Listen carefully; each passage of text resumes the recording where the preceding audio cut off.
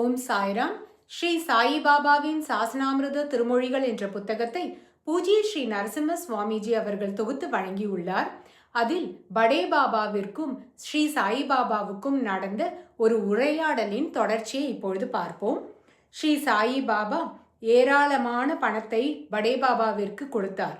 படே பாபா ஏராளமான பணம் பெற்று வருமான வரியும் செலுத்தினார்.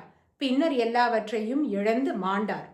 என்ஆர் சஹஸ்ரபுத்தே ஸ்ரீ சாயிபாபா பக்தர்களுக்கு பிரசாதம் விநியோகம் செய்து கொண்டிருப்பதை கண்டார்.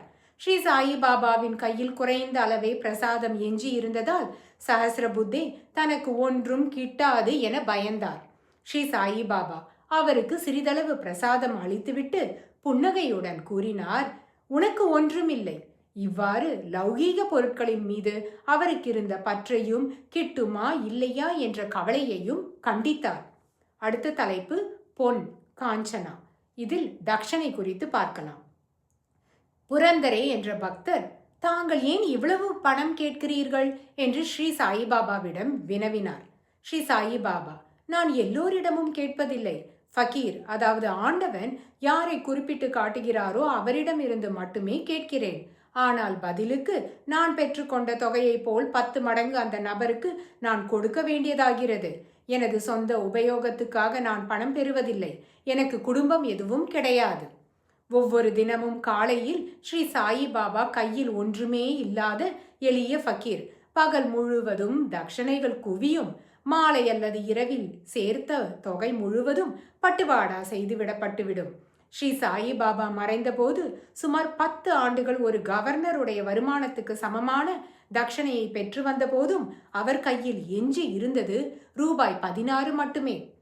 ஒருவன் வைப்பாட்டி ஒருவளுடன் வசித்து வந்தான். அவனுக்கு பாலுறவு சம்பந்தப்பட்ட நோய் ஏற்பட்டு ஸ்ரீ சாயிபாபாவிடம் வந்தான். ஸ்ரீ சாயிபாபா சினத்துடன், உன் பணம் எதுவும் எனக்கு தேவையில்லை. உன் வீட்டில் யாரையோ வைத்துக் கொண்டிருக்கிறாய் அல்லவா, அவளிடம் அதை கொடு என்றார். அந்த நபர் தான் முறைகேடாக நடந்து கொள்வது பகிரங்கப்பட்டதில் அவமானம் அடைந்து சென்று விட்டான். ஸ்ரீ சாயிபாபா வாசம் செய்த ஷிரடி மசூதிக்கு பல நபர்கள் வந்து கொண்டிருந்தனர். ஸ்ரீ சாயிபாபா கோபத்துடன் வசைகளை சரமாரியாக அள்ளி வீசியவராக, ராஸ்கல்கள், பலவிதமான குற்றங்களையும் பாபங்களையும் அவற்றை குறிப்பிட்டு கொண்டே செய்தவர்கள், அவர்கள் என்ன உதவியை பெற முடியும்? ஸ்ரீ சாயிபாபாவின் சீற்று முடிவுற்ற போது அந்த மனிதர்கள் விலை உயர்ந்த பரிசு பொருட்களுடன் வந்து சேர்ந்தனர். ஸ்ரீ சாயிபாபா, நான் இப்போது சொல்லிக் கொண்டிருந்தது இதை பற்றித்தான். அவர் பரிசு பொருட்களை பெற்றுக்கொள்ளவோ உறுதியளிக்கவோ மறுத்துவிட்டார்.